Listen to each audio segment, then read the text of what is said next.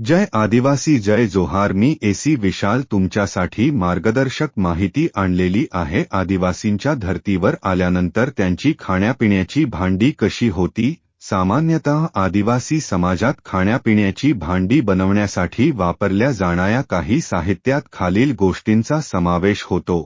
माती ही सर्वात सामान्य साहित्य होती।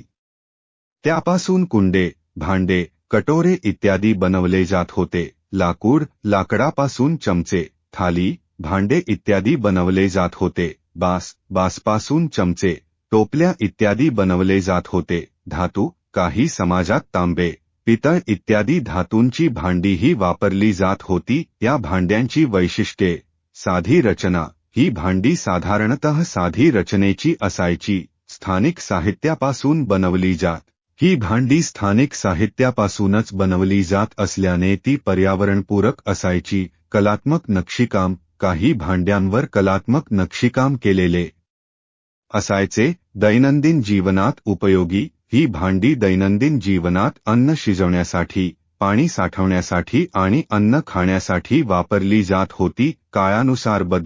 काळानुसार आदिवासी समाजातील लोकांनी आपल्या जीवनशैलीत बदल केले आहेत, त्यामुळे त्यांची खाण्यापिण्याची भांडीही बदलली आहेत। आता बाजारात मिळणाऱ्या भांड्यांचा वापर वाढला आहे, तरीही अनेक आदिवासी समाजात पारंपरिक पद्धतीने बनवलेली भांडी वापरण्याची प्रथा आजही कायम आहे।